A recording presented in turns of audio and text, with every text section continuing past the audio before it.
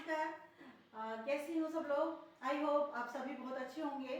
और आज से मैं एक अभी तक के हमने जो ग्रामर पढ़ी, ऑलमोस्ट हमने ग्रामर थोड़ी थोड़ी कंप्लीट कर दी है। थोड़ी प्रैक्टिस एक्सरसाइज बच गई है और मुझे लगता है कि प्रैक्टिस एक्सरसाइज किए बगैर आप बहुत अच्छी स्पोकन इंग्लिश भी मजबूत नहीं कर सकते और ना ही अपनी ग्रामर को मजबूत कर सकते हो। तो थोड़ा बीच में गैप लेते हुए अब हम थोड़ा स्पोकन इंग्लिश पे काम करेंगे और 20 दिन कंटिन्यू हम केवल स्पोकन इंग्लिश पे काम करेंगे।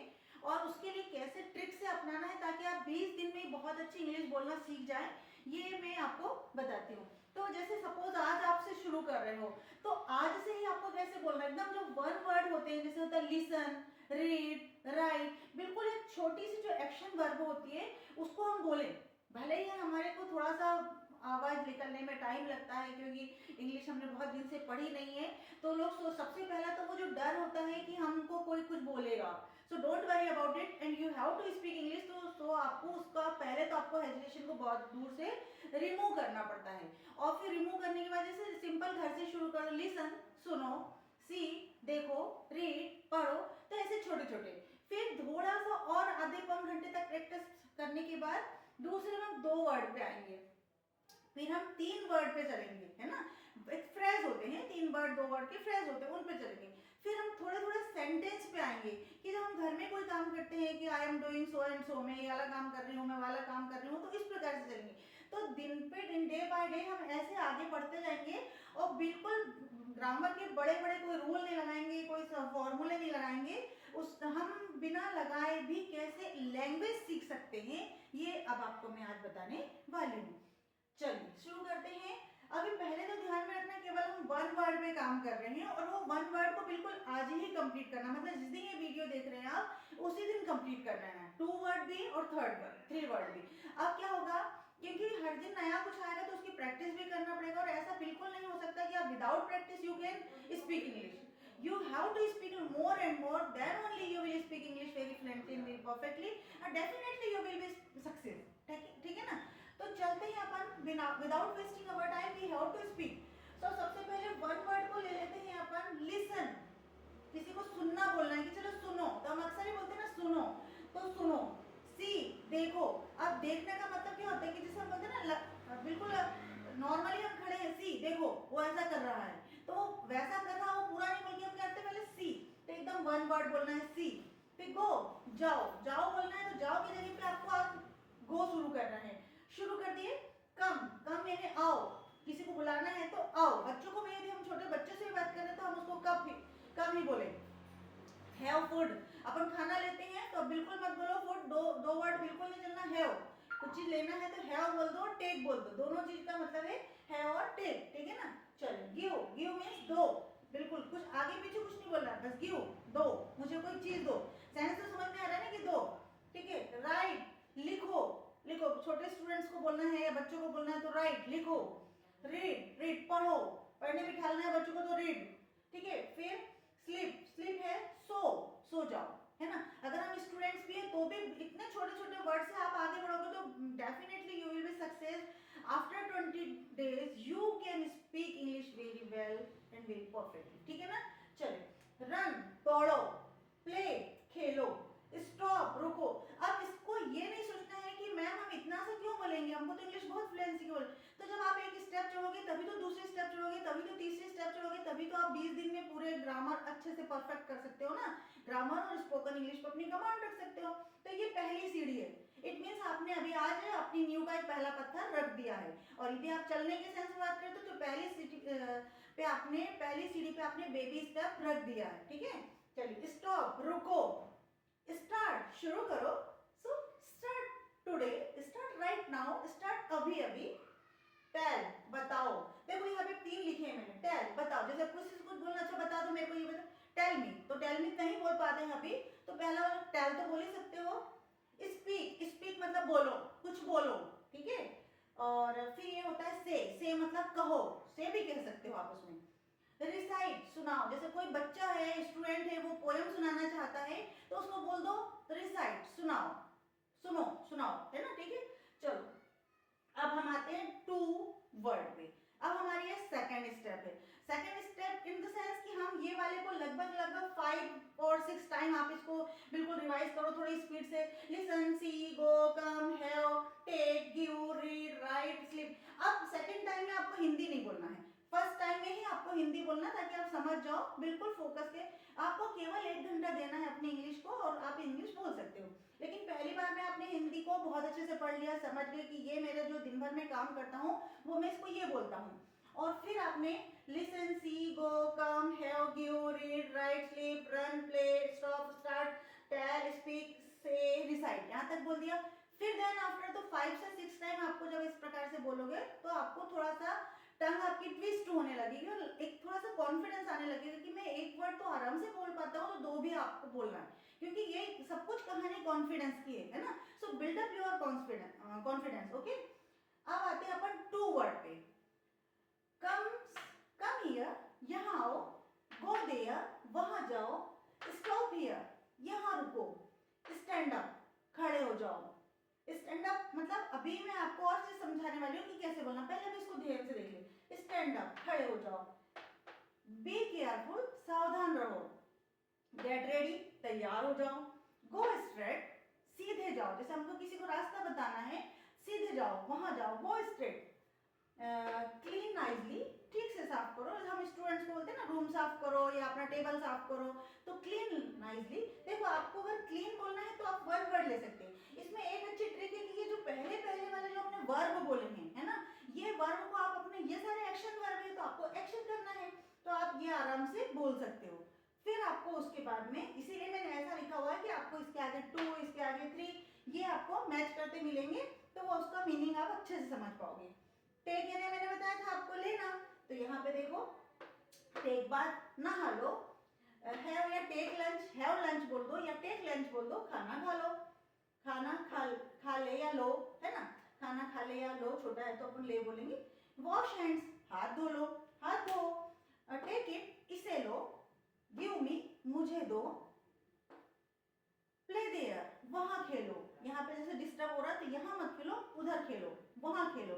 अच्छा, वर्ड टू वर्ड ट्रांसलेट भी नहीं करना है कि देयर बोला था मैम ने तो देयर ही बोली, उधर खेलो भी हो सकता है ना, तो वर्ड टू वर्ड ट्रांसलेट नहीं करना है। फिर वॉक स्लोली, स्लोली, धीरे धीरे चलो। बच्चों को बोलते हैं, स्टूडेंट्स को भी बोलते हैं धीरे चलो, हड़बड़ी मत मचाओ, गिरे नहीं, है ना। Walk slowly, keep quiet, keep quiet मतलब शांत रहो। क्लास में भी हम बोलते हैं ना कीप क्वाइट, शांत रहो। फिर आफ्टर यू, एक बहुत अच्छा मतलब एक प्रकार से बोलना चाहिए फ्रेज ही है, एक प्रकार के 2 वर्ड है, तो ये बहुत अच्छा, जैसे हम अक्सर ही कहीं खाना खाने जा रहे हैं या घर में कोई ऐसा काम कर रहे हैं या हमारे स्टूडेंट्स भी कहीं चाय पीने जा रहे हैं, कुछ जा रहे हैं, तो हम अक्सर बोलते हैं कि चलो चलो चाय पीने, लेट्स कम, चाय पीने चलते हैं। तो फिर अब जैसे सपोज एक ही चाय आई तो हम क्या थोड़ा सा हमारा अपना भी रिस्पेक्ट देते हैं कि अगर बड़ा वाला है या कोई सीनियर है हम तो बोलते हैं आफ्टर यू। तो ये एक बहुत अच्छा एक साउंड भी निकलेगा, अच्छा साउंड समझ में आएगा और आपकी इंग्लिश में एक चार चार लगाएगा कि आफ्टर यू। एक तो आपका मैनर्स भी समझ में आ जाएगा और आपकी इंग्लिश भी समझ में आएगी, तो 2 तरह से ये काम करेगा, ठीक है ना। तो आफ्टर यू मतलब तुम्हारे बाद में, ठीक है। लेकिन पूरे टाइम आफ्टर यू नहीं करना, कभी अपने लिए भी देखना है, मतलब थोड़ा रिस्पेक्ट वाली जगह पे, रिस्पेक्टेबल जो लोग हैं उसकी जगह कर लो या कोई सीनियर है वहां पे कर लो आफ्टर यू, है ना, ठीक है। फिर आता है वेट हियर, इंतजार करो यहाँ पर, जैसे बोलते हैं ना कि अच्छा ठीक है यहाँ पे इंतजार करो, मैं आ रहा हूँ या मैं आ रही हूँ, तो वेट हियर, ठीक है। अपने दोस्त को बोल सकते हैं कि आप इंतजार करना, कोचिंग में टाइम हो रहा है तो मुझे जाना है, ठीक है, किसी को भी बोल सकते हैं अगर आपको बोलना है कि यहाँ पे इंतजार करो के लिए। अब वही ट्रिक अपनाना है कि सेकंड बार में आपको इंग्लिश से हिंदी में ट्रांसलेट नहीं करना है। आप सेकंड बार में केवल come here, go there, stop here, stand up, यही बोलना है, ठीक है ना। और फिर उसके बाद में आगे बढ़ना है, आगे बढ़ना है और उसको बार बार रिवाइज करना है।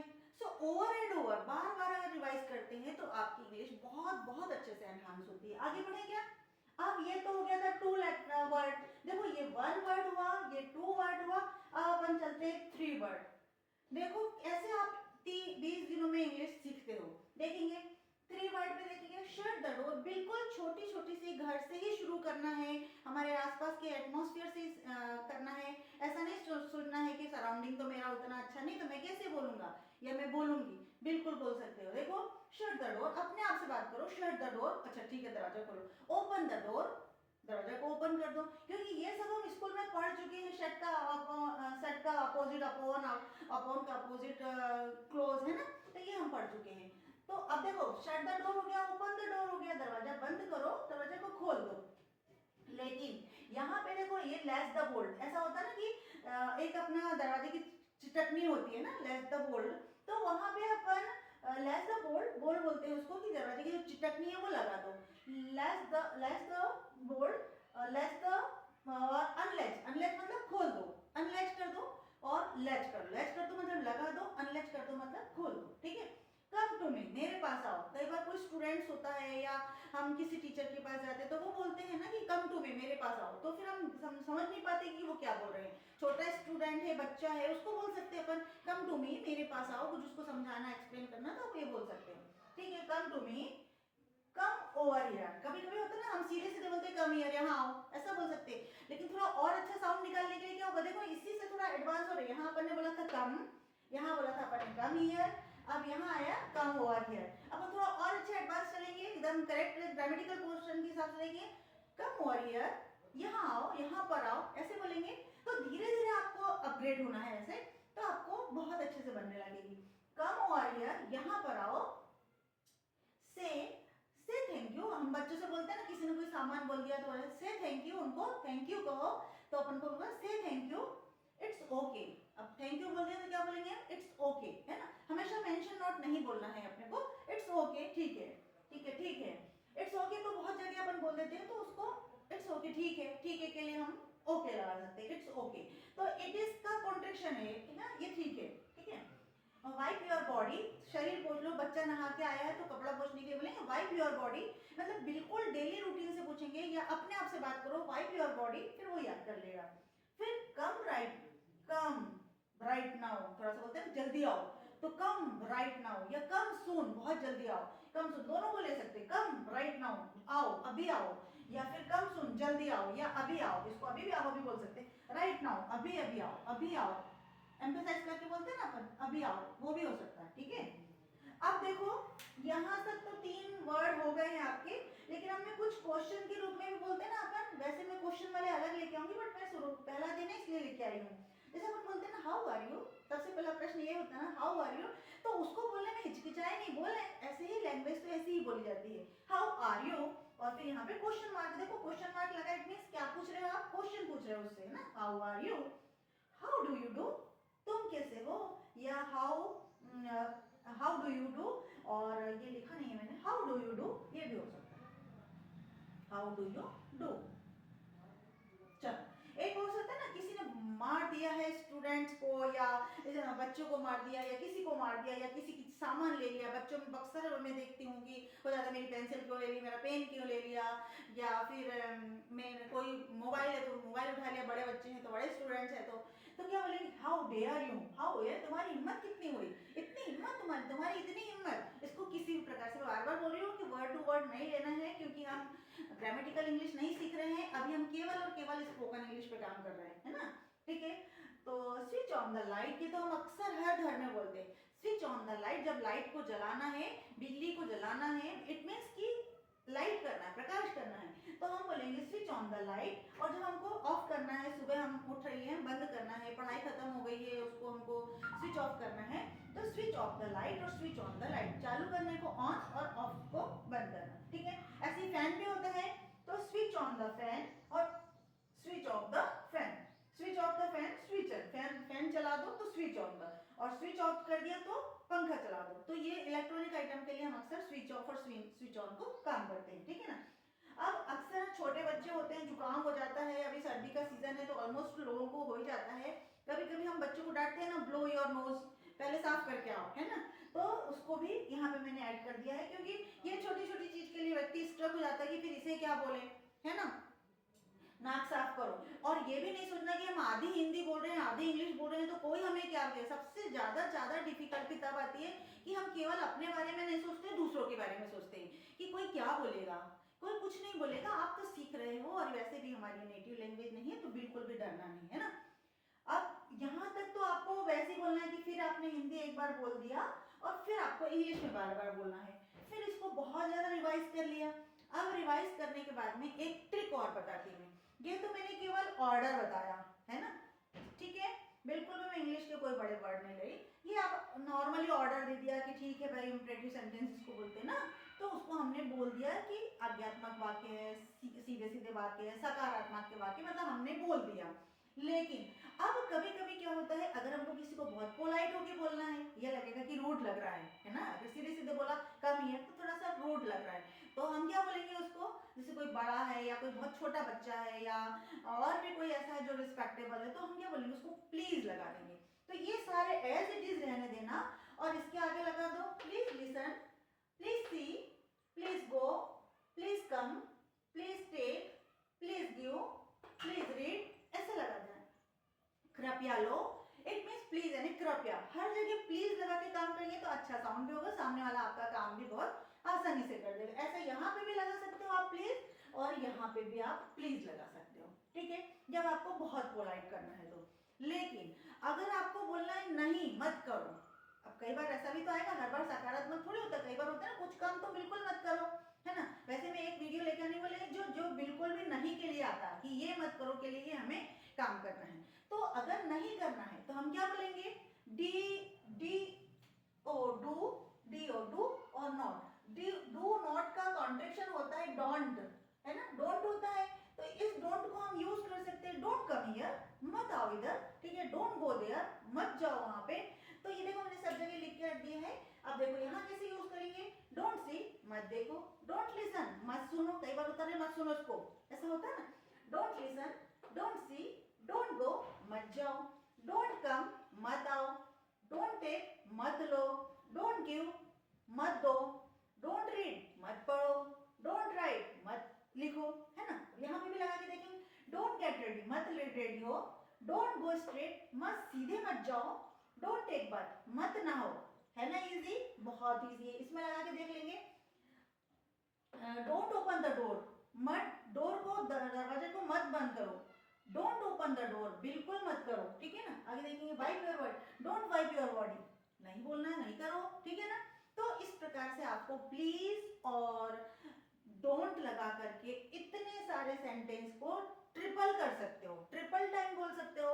इट मीन्स पहले हमने पहले हमने सिंपल बोला, फिर डोंट लगा दिया और फिर प्लीज लगा दिया। तो सोचो एक दिन में यदि आप इतनी प्रैक्टिस करते हैं तो अपने मन से आपकी इंग्लिश निकलना ही निकलना है ना मुंह से। और जब पहले दिन आपको थोड़ा सा कॉन्फिडेंस बिल्डअप हो जाता है कि हाँ इतना तो मैं बोल सकती हूँ या मैं बोल सकता हूँ, तो डेफिनेटली दूसरे दिन तो आपकी इंग्लिश बहुत अच्छी होती। कल जब हम आएंगे तो इससे थोड़े से बड़े जो सेंटेंस होते हैं, ये तो सब फ्रेज है, छोटे छोटे फ्रेज है, समझो एक वाक्य की ग्रुप ऑफ वर्ड है ना।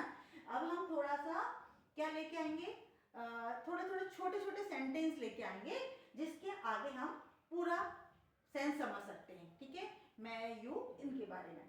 तो थैंक यू फॉर वॉचिंग मी, देखते रहें सीखते रहें।